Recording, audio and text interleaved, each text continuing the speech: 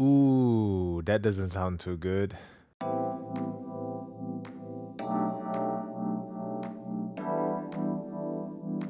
Hello and thank you for clicking on this video. I'll be sharing my experience with the Fosi Audio ZA3, which is a Class D power amplifier coming in at 200 Australian dollars, which is about 130 to 150 US dollars depending on your conversion rate. I'm still fresh and new in this speaker world and I'm learning as I go, and this speaker amp seems to be the entry point to the speaker world, so I had to test it out, and the intro should give you a preview of the unboxing experience as you get the amplifier itself and the power brick. Speaking of which, let's talk about that, because check out the size of that power brick.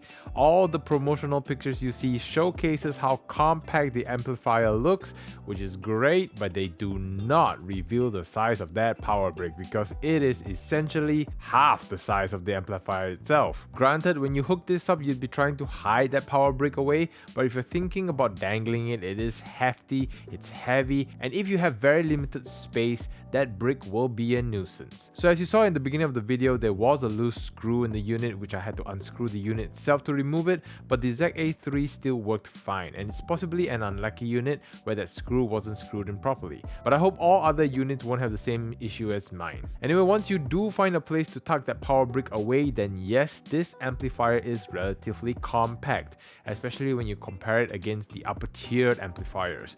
In terms of the design, it's relatively simple. Vented circles in orange on the sides for airflow, an all metal body with this dark grey powder coated finish look. Although it does leave marks relatively easy, but you can also wipe it off, but it's something to note. At the front plate, you have a nice copper colored knob, which is also the power button, so you have to hold on for 2 seconds and you'll see the light turn on, and to turn it off you'd have to do the same, and you hear the sound of it powering off and the light will die off, indicating it's powered off. There's also an old school light switch toggling between mono or stereo, or between RCA and XLR inputs. At the back, you've got the XLR and RCA inputs, you've got a socket for power and a 12-volt trigger in. For outputs, you have 2 pairs of speaker outputs and an output for your subwoofer. So reason why it has mono mode is that you can connect 1 amplifier per speaker, but that would mean you need 2 of the ZA3, which means having to find space for 2 of those super bricks. And also, the Fosi Audio ZA3 is only an amplifier, which means you need to connect a source to it. For my testing, I used the Zen Air DAC from Hi-Fi Audio, since it's also relatively compact in size. So just hooking up the Zen Air DAC using the USB cable connected to my computer and with the RCA connections between the two, and essentially that became the setup on my desk.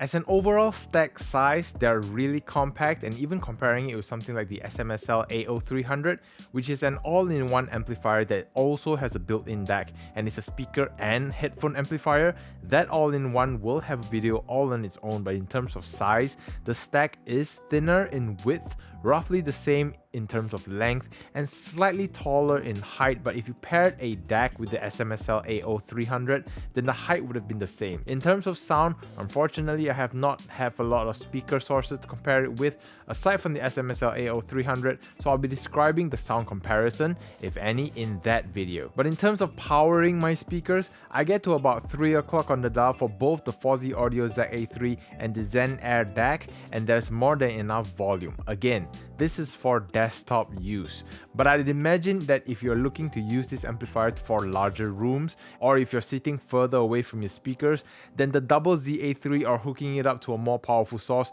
would be more beneficial for that scenario. So to sum it all up, I'd be thinking this would be the stack to beat, especially when you're starting in the speaker world. But that would have been my thought had I not have another contender, which is the SMSL A0300, but that's a whole other video on its own as mentioned earlier, and it's slightly more expensive, but for a no frills, straight to the point speaker amplifier. And again, if you're like me who's just starting out in this world, I think the Fosi Audio ZA3 will be that starting point and may even bring you far before you ever need to upgrade. However, I'm curious to know from any of you coming from the speaker world, is the Fosi Audio ZA3 the budget amplifier to beat, or what would compete with the Fosi Audio ZA3 in terms of price to performance? Comment below, let me know, and with that all said, thank you all very much for watching, and I'll see all of you in the next video. Take care.